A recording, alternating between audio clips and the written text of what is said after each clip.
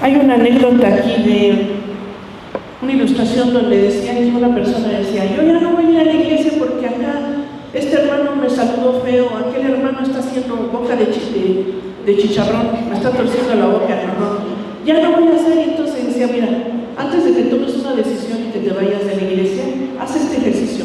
Este domingo vas a tener un vaso lleno y vas a pasar por la iglesia, vas a dar una vuelta por la congregación con tu vasito bien lleno de agua. Y ya después me dices, te voy a hacer unas preguntas. Ya cuando él se fue a esta persona a dar vuelta con el vasito lleno de agua, dice: ¿qué es lo que observaste en la congregación? Dice: nada, estaba viendo el vaso lleno, que no se me fuera a caer. Exactamente. Si pones los ojos en Jesús, no vas a estar viendo las caras de los demás. Tenemos que poner los ojos en Jesús. Ya nada, que no sé qué, no sé cuánto. Puesto los ojos en Jesús, el autor y consumador, dice: ¿a él qué le gustó? Él sufrió la cruz, fue menospreciado, él sufrió contradicción de pecadores grande para que nosotros no nos desanimemos. ¿A quién le fue peor que a nosotros? Hay mucha gente que le va peor, pero el Señor Jesucristo sufrió hasta la muerte. Dice, para que nosotros no nos desanimemos, porque Él ha prometido ayudarnos y que salgamos adelante. La siguiente diapositiva, también no recuerdo otra verdad, de Hebreos. Hebreos nos dice que Jesús es la revelación final y definitiva de Dios al hombre. Dice Hebreos 1, 1 y 2.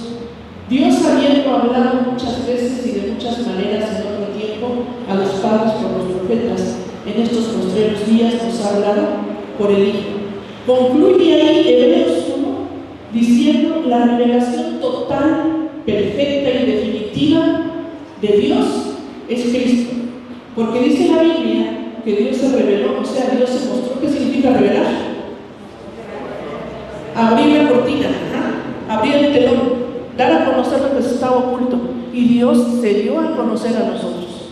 Y dice entonces la palabra que Él se dio a conocer a través, número 1, de su creación. Salmo 19:1, digan conmigo: los cielos cuentan la gloria de Dios y el firmamento anuncia la obra de sus manos. Dios se da a conocer a través de su creación, pero también se da a conocer a través de su palabra. Esta es la revelación de Dios. ¿Cómo conocemos a Dios? El plan de Dios, a Jesucristo, a través de la Biblia.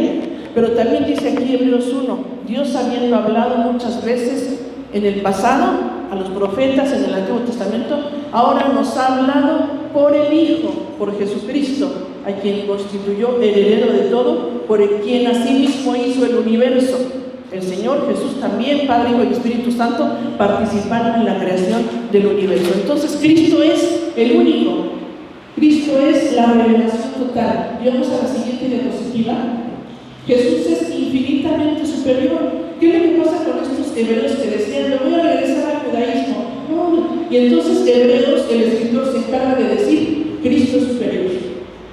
¿Cristo es superior a quién? A los ángeles, a Moisés, a Josué, a Aarón, a los sacerdotes del Antiguo Testamento, a los sumos sacerdotes, es más, hasta Melquisedec, que fue un sacerdote misterioso que apareció y que dice que Abraham le dio los diezmos de todo. Dice: Jesucristo es del orden de Melquisedec, pero Él es superior. Y el Señor Jesús es superior a los sacrificios del Antiguo Testamento, porque dice Hebreos, los sacrificios del Antiguo Testamento eran a cada rato, perdonaban según cubrían los pecados temporalmente. Pero Jesucristo, dice Hebreos, que Él es el sacrificio perfecto que se ofreció una sola vez y para siempre. Él es el Cordero de Dios que quita el pecado del mundo. Y entonces Hebreos nos recuerda, por eso una de las palabras claves para Hebreos, una palabra que se usa es mejor o mayor.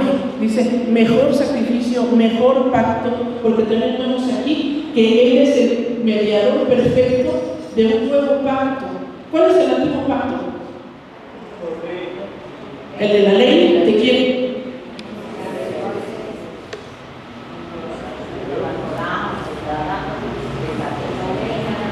El Antiguo Testamento, la ley de Moisés. Lo crean ustedes, porque Hebreos dice eso, que ese pacto fue en su momento glorioso. Cuando Moisés estuvo en el monte Sinaí, ¿qué hubo en el monte? El dedo de Dios escribiendo los 10 mandamientos. Dice que el pueblo vio que hubo terremoto, hubo relámpagos, hubo fuego, Y dice Hebreos, ese pacto fue, pero ahora nosotros hemos recibido un pacto nuevo, más glorioso y perfecto a través de Cristo, que es el mediador, el único mediador entre Dios y los hombres, se llama Jesucristo. Entonces, por eso dice aquí la palabra del Señor, que Él es infinitamente superior. Y vamos al siguiente diapositiva para que veamos que su reino es firme y permanece para siempre. Este texto de Hebreos 12:28 dice: así que recibiendo nosotros, ¿qué? Un reino inconmovible, tengamos gratitud y mediante ella sirvamos a Dios, agradándole con temor y reverencia. Y es lo que dice el capítulo 12 de Hebreos: el otro pacto, el antiguo pacto, y ahora nosotros en este nuevo pacto, con todas las características de este nuevo pacto. ¿Qué dijo el Señor en Jeremías? Una de las promesas del profeta Jeremías. En ese nuevo pacto, ahora estas leyes, ya que estaban en piedra, las escribiré en su corazón.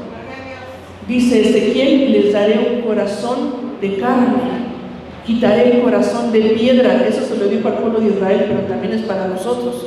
Quitaré el corazón de piedra y les daré un corazón de carne. ¿Quién hace posible esa transformación en nuestra vida? Cristo.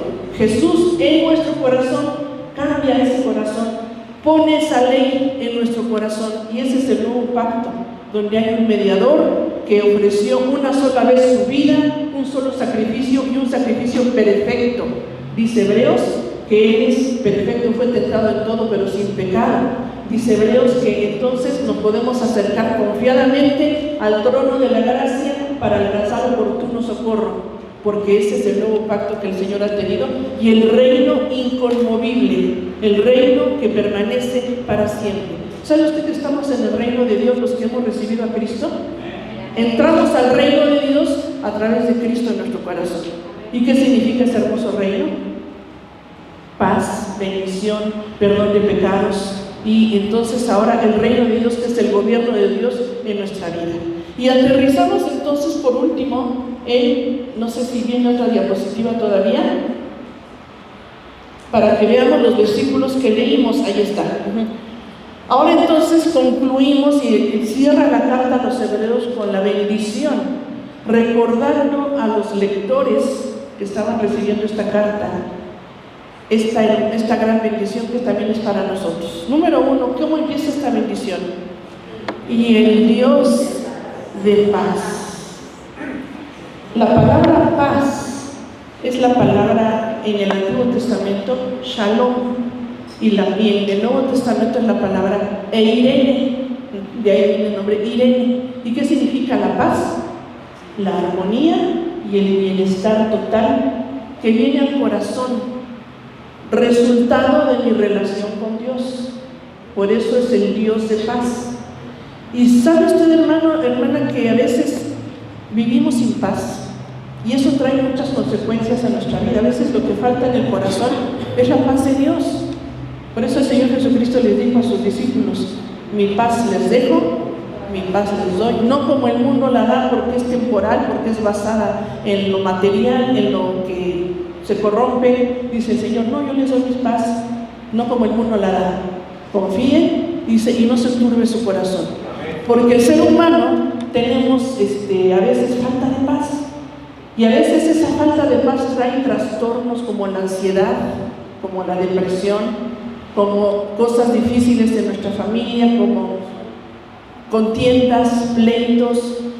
Y el Dios de paz quiere reinar en nuestro corazón. Por eso esto es una bendición para todos nosotros, recordar que tenemos al Dios de paz. ¿Cuántos han pasado en este último mes problemas? Ahí nosotros levantamos la manita. Ustedes saben que estuvimos en el hospital con mi hija, fuimos a ver a mi suegra que está muy malita, muchas cosas, ¿no? Ustedes también han pasado. ¿Cuánto necesitamos en esos momentos la paz de Dios? ¿Cuántos experimentamos en esos momentos la paz de Dios? Esa es la paz que sobrepasa todo entendimiento. ¿Y por qué puede haber paz en medio del caos, en medio de la tormenta, dice el canto? ¿Por qué, a pesar de lo que haya en el exterior, puedo tener ese bienestar y esa armonía?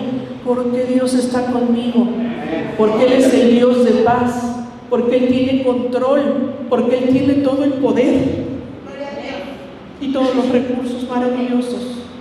Él es el Dios de paz. Y dice, el Dios de paz que resucitó de los muertos a nuestro Señor Jesucristo.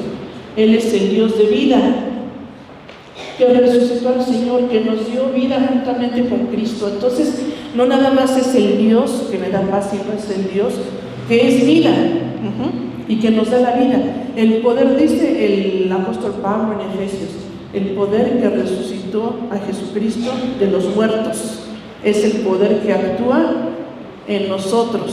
Ese mismo poder que es capaz de resucitar a alguien de los muertos, al Señor Jesucristo, que en ese día que murió en la cruz no hubo duda de que Él estaba muerto y que Él nos sepultan en ese día, pero el Señor, el poder del Espíritu Santo lo levanta al tercer día. Dice, ese poder que resucita es el poder que actúa en nosotros. El Dios de paz, que no se nos olvide que es el Dios de vida también para nosotros. Y vamos al que sigue. El gran pastor de las ovejas. Ya en este capítulo ya había hablado el hermano Hugo, predicó la semana pasada, y hay algunos versículos que hablan, acordaos de vuestros pastores y todo, porque el ministerio pastoral que está aquí en la Biblia es el ministerio de poder llevar alimento. La palabra poimen, que es la palabra pastor en griego, es el que da pastos, el que da alimento. Entonces, y no nada más es dar alimento, sino es el cuidado de las ovejas. Y esto tiene que ver con precisamente el oficio del Antiguo Testamento y de todo el Oriente del pastoreo. ¿Y qué es lo que se hacía en los pastores de Oriente? Pues cuidaban a las ovejas, les ponían nombre porque dice que le llamaban por su nombre, lo llevaban por valles. Hay un libro muy bonito que yo un día les recomendé a las damas y que sí lo compramos, la hermana Tere también ya lo leyó junto conmigo, que se llama La vida en el redil, y es una explicación del Salmo 23 desde los ojos de un pastor literal de ovejas. Y ese pastor dice, ¿por qué dice el Salmo 23? ¿Por qué el rey David escribió esto? Porque también el rey David fue pastor de ovejas.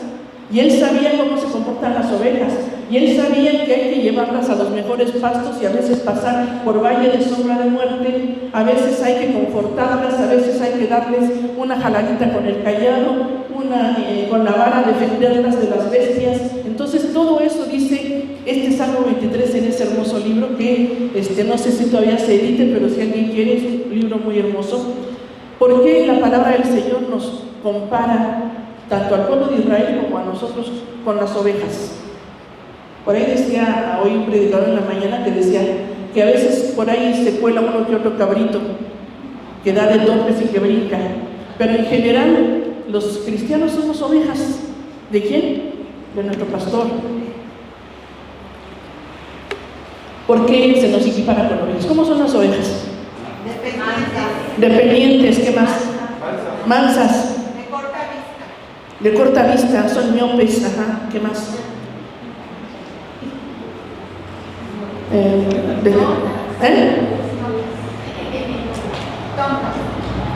Por eso decía la hermana mansas y yo iba a decir mensas. Sí, porque algunas son muy torpes. ¿Qué hace el pastor? Tiene que cuidarlas, tiene que llevarlas. Si una oveja se cae de patitas para arriba, no se puede levantar sola, y si pasa muchas horas ahí se muere.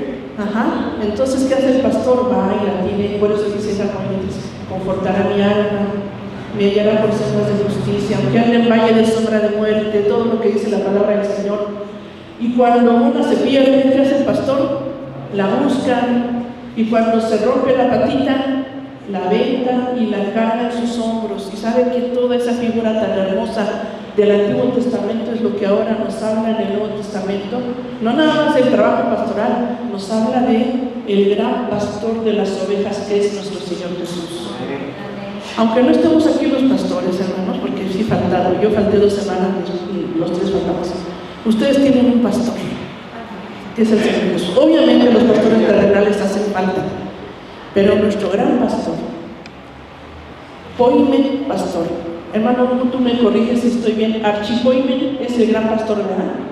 Archipoimen es el gran pastor. O sea, el pastor por excelencia es nuestro Señor Jesús. A veces hay iglesias que se han quedado sin pastor por alguna razón y nos ha tocado consolar a algunas iglesias. Mi esposo en el pasado, hace muchos años, de alguna otra denominación lo buscaban, y había iglesias donde por alguna situación el pastor ya no estaba o cayó en pecado y la iglesia quedaba como ovejas sin pastor. Y mi esposo les decía: tienen un gran pastor, no están solos. ¿Y sabe qué? Él es nuestro pastor. Venga a su pastor diariamente, pídale al Señor. En un momento, en unos años pasados que tuvimos alguna tribulación, más de 10 años ya, aquí en la iglesia ustedes recuerdan algunos, el Señor consolaba nuestro corazón con un texto de Isaías que dice: Jehová te pastoreará siempre, y en las sequías saciará tu alma, y dará vigor a tus huesos, y serás como huerto de riego, como manantial de aguas, cuyas aguas nunca faltan. Y en esos momentos que necesitábamos, mi esposo y yo, un pastor, ahí estaba el Señor como nuestro gran pastor. Usted tiene un gran pastor. Tiene aquí, por supuesto, líderes, maestros y pastores que usted puede venir y recurrir. Pero ¿sabe qué nos recuerda Hebreos? La gran bendición de Hebreos, el gran pastor de las ovejas. Y dice aquí: por la sangre del pacto eterno, porque es por su sangre derramada que Él ganó, compró nuestra salvación. Y dice el versículo 21, vamos a lo que sigue: Él nos haga aptos en toda obra buena, para que hagamos su voluntad, haciéndolo en vosotros lo que es agradable delante de Él por Jesucristo, al cual sea la gloria por los siglos de los siglos. Amén. Entonces, esa bendiciones, cuando nosotros decimos Dios te bendiga, le estamos deseando a quien, a la persona, que Dios traiga toda bendición sobre él. Y aquí esta bendición es lo que está escribiendo el autor de Hebreos: que Él nos haga aptos para toda obra buena. ¿Quién nos capacita para vivir la vida cristiana? Él. A veces decimos, yo no puedo. El apóstol Pablo en la carta a los Romanos dijo: a veces hago el mal que no quiero. Quiero hacer el bien y a veces no puedo. El mismo apóstol Pablo dice: pero gracias a Dios por Jesucristo, en el capítulo 8. Porque a veces decimos: no, es que yo no puedo, es que ya luché, es que es un pecado que no puedo dejar, es que yo soy un fracasado, mejor ya no me reúno. Entonces, gracias, hermano, muchas gracias. Él nos hace aptos para las obras que ahora tenemos que hacer como cristianos. Recibimos a Cristo y ahora caminamos haciendo las obras que agradan a Dios, porque dice ahí que son obras para poder hacer ¿qué? Su voluntad. Ahora caminamos buscando hacer su voluntad. Y ahora recordamos que Él obra en nosotros, porque dice aquí el texto que haciendo Él en nosotros lo que es agradable delante de Él por Jesucristo. Por eso dice la palabra del Señor que vivimos para la gloria, para su alabanza, para su gloria. ¿Para qué nos creó el Señor? Para encontrar nuestro propósito y nuestra identidad. El Señor nos creó para tener comunión con Él y para vivir para su gloria. Por eso dice aquí este pasaje que tenemos que Él nos hace aptos, preparados, equipados para poder hacer su voluntad. Cuando digamos, no, la vida cristiana es bien difícil, yo no puedo dejar esto, no puedo dejar aquello. A veces pensamos que llegar a la iglesia, hay gente que no llega a la iglesia y no quiere porque no se quiere comprometer, o porque no quiere dejar lo que tanto le gusta. No quiero dejar el vicio, no quiero dejar mi cigarro, no quiero dejar de tomar, no quiero dejar mi baile o lo que tanto me gusta, y pensamos que aquí me lo van a quitar. ¿Y saben qué no? Cuando venimos al Señor, Él no nos dice, pero primero deja de fumar, No. Venimos al Señor como estamos, y todos quebrados, y todos rotos, y todos con pecados y vicios. Y cuando ya estamos en el camino del Señor, el Señor va transformándonos poco a poco. Y lo que vamos dejando va siendo por amor. Y lo que vamos dejando es porque ya vemos en la palabra lo que tengo que dejar y lo que tengo que aprender. ¿Y de qué me tengo que despojar? ¿Y de qué me tengo ahora que vestir? Como dice una de las cartas de Pablo. Y entonces no es de que tengamos prohibiciones ahí. Yo cuando era pequeña, recuerdo la iglesia donde yo iba, que era muy estricta, donde decía ahí en la entrada, se prohíbe la entrada a mujeres con pantalones y minifalda. Y había un dibujo, y yo mire, no se me borra, aquí está. Y bueno, ahí ya después uno va entendiendo en la fe, pues que iglesias así son muy estrictas en todo eso, pero realmente le cierra uno la puerta a mucha gente cuando se pone uno tan estricto, porque la gente nueva llega como está, y la gente nueva no le podemos estar diciendo, ay, quítate. Aquí también en algún tiempo una persona, hace muchos años, ahorita no se preocupe, hace muchos años llegaba un hermano y ya está con el Señor, por cierto, y le quitaban la gorra a los jóvenes. Vino una familia, se les quitaba y lo regañaban. Déjenlos que vengan, decía mi esposo, mejor que estén aquí con gorra a que estén allá en el mundo.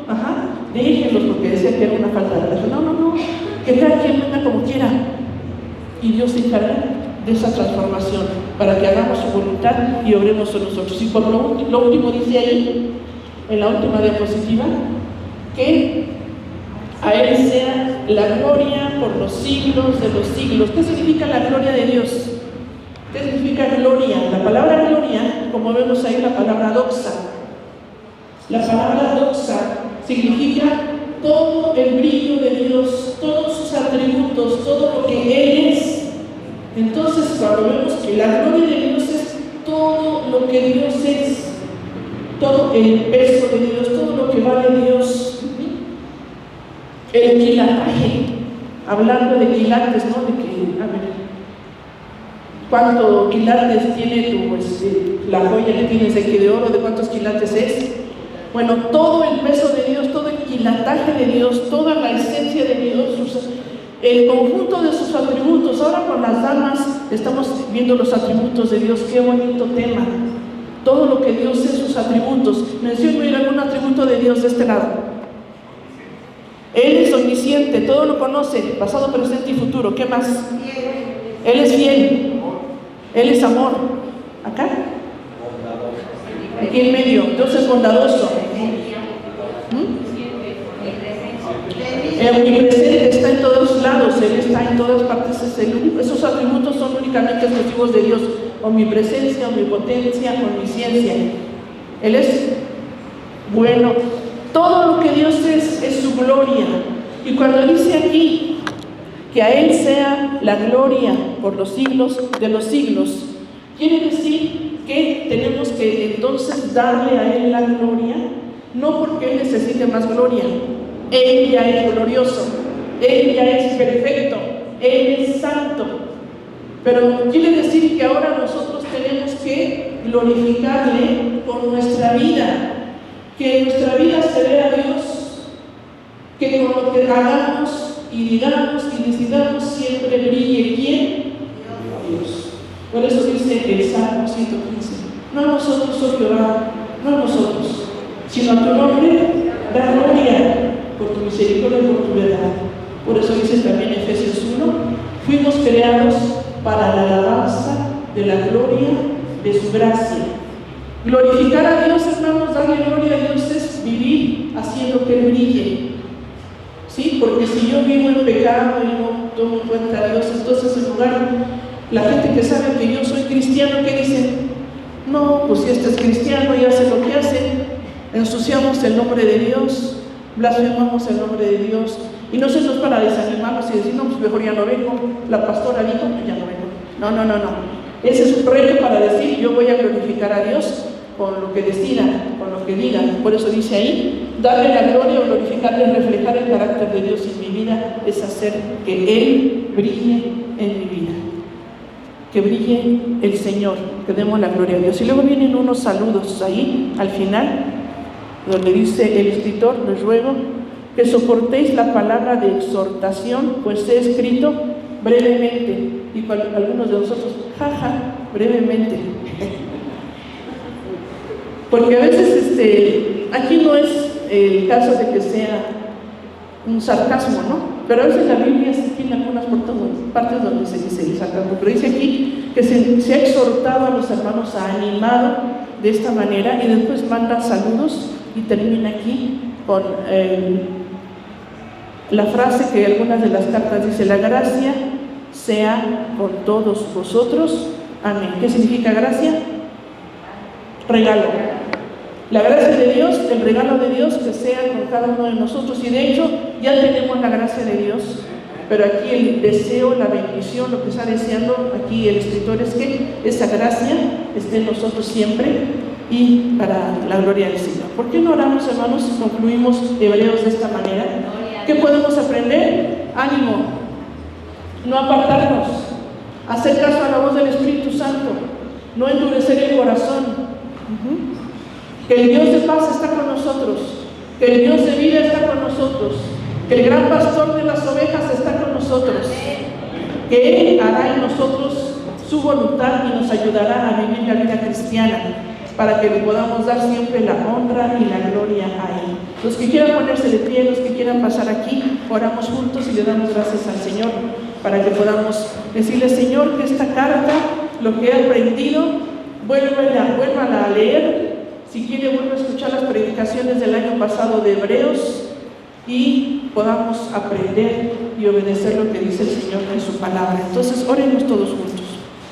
Te damos muchas gracias, Señor. Gracias porque tú eres bueno, Señor, porque siempre, Señor, podemos disfrutar tus bendiciones, tu gracia maravillosa, tu fidelidad. Gracias, Señor, porque concluimos esta carta a los hebreos, primeramente, Señor, con gratitud en nuestro corazón por tu revelación escrita, porque cada predicación, Señor, cada vez que estudiamos y escuchamos tu palabra, podemos darte a ti la honra y la gloria, Señor, porque tu palabra es perfecta, que convierte nuestra alma, que nos da sabiduría, que nos transforma. Gracias, Señor, que estas lecciones queden en nuestro corazón, que ahora, Señor, lo que tú nos has enseñado a través, Señor, de esta carta a los hebreos, quede en nuestra vida.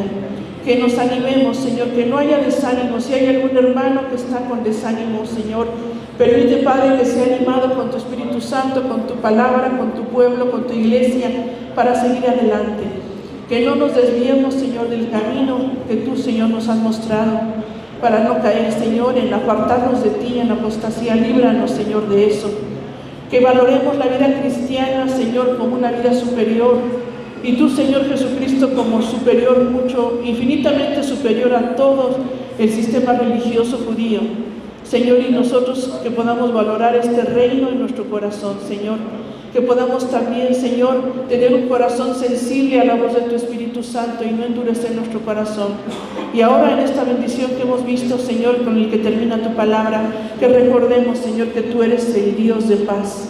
Que des paz a nuestro corazón, que no se turbe nuestro corazón por nada, porque tú estás en control, porque tú tienes los recursos, porque tú tienes la bendición, Señor, que así haya paz, esa paz, Señor, interior, que sobrepasa todo entendimiento, Señor, y no importa las circunstancias externas, tú nos das esa paz.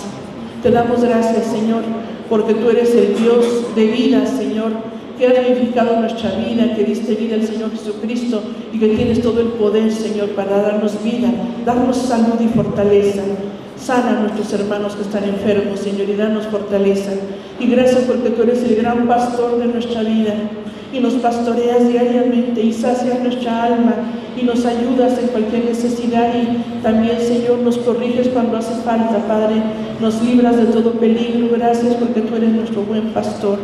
Y tú harás en nosotros, Señor, esta buena obra que has iniciado, la perfeccionarás hasta el día de Jesucristo, hasta que Cristo venga por nosotros. Obra en cada uno de mis hermanos, Señor, transfórmanos, que podamos tenerte en nuestra vida siempre alimentando nuestra fe, y tú harás, Señor, según tu perfecta voluntad.